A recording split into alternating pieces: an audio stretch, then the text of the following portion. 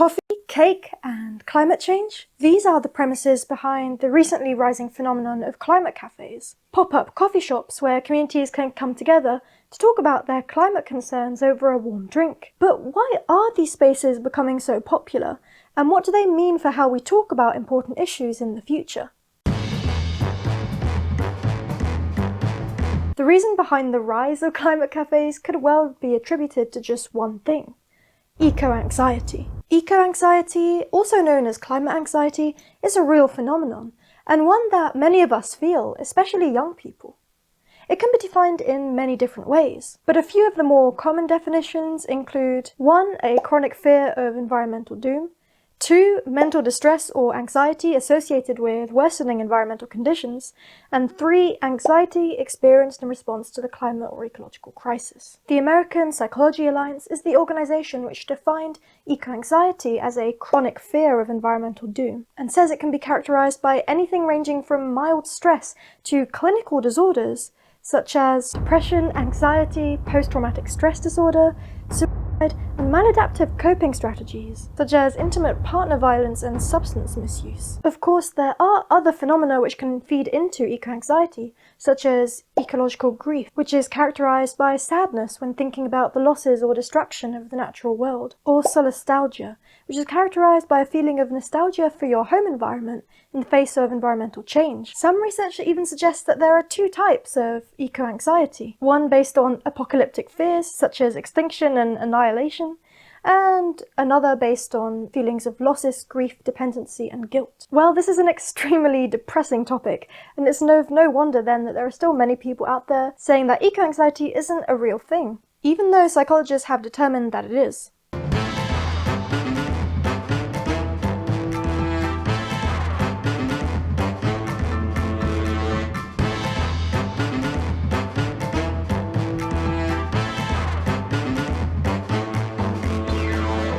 But even people calling eco-anxiety a big fear-mongering climate change hoax and trying to compare starving children to coral and fish can't deny the stats. In a survey done by YouGov and the Woodland Trust in the UK in 2023, from 2,133 people, 65% were worried about climate change, and a quarter were very worried. And in another survey of 10,000 participants from across 10 different countries, including Brazil, Australia, Nigeria, and the USA, 59% of people marked they were very or extremely worried about climate change. So a lot of people are suffering from eco-anxiety, which can be occasionally stress-inducing at best and a severe mental disorder at worst. But what does all this worrying about the climate and ecological crises have to do with climate cafes?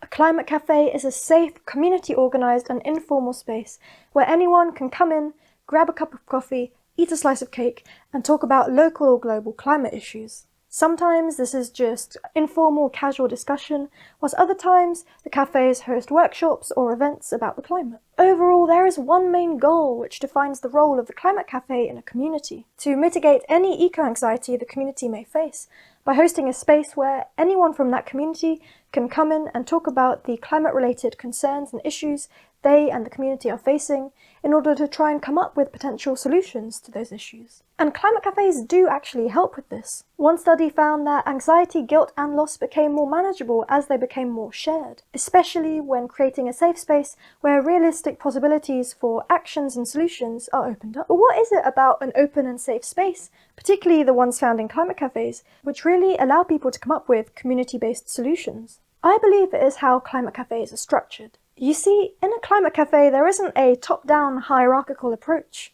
Climate cafes are not spaces where charities go to try and fundraise and donate help to the people affected by the issues, nor are they spaces where for-profit companies go to greenwash and try and find hyper-individualist sustainable solutions. Climate cafes are run by the community for the community themselves, exploring issues and solutions that are directly relevant to that community.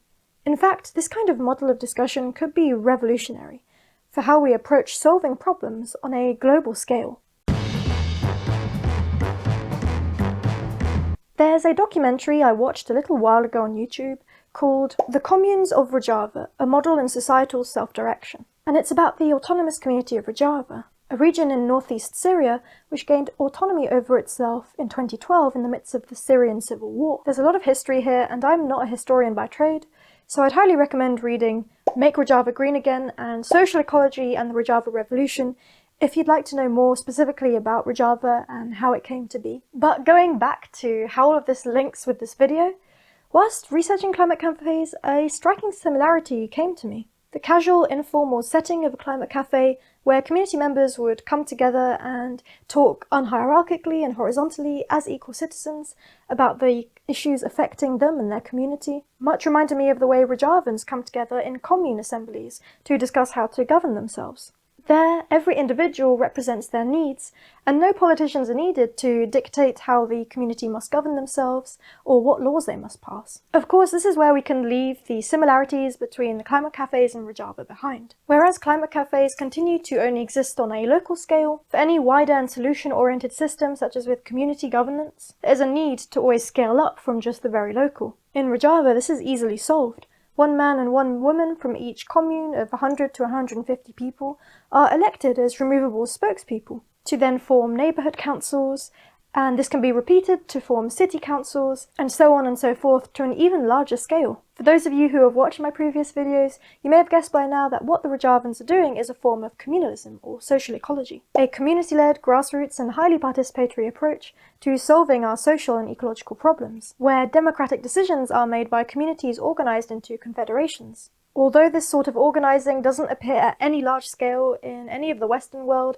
and certainly not in the UK, I believe climate cafes may be the key to bringing this kind of democratic approach to solving a wider range of issues in the UK. Imagine if communities came together, as they do in climate cafes or in Rojava, to talk about the issues they face and come up with solutions to those without having to rely on governments or other parties. Whether this is pooling resources together to form a local transport hub or a time-sharing scheme, mutually beneficial interactions resulting from horizontal decision-making could be the key to solving many of our social, ecological and climate issues. After all, if climate cafes were to scale up, diversify the issues they talk about, and become more widely known and integrated, who knows what this could mean for our communities and for solving our wider crises.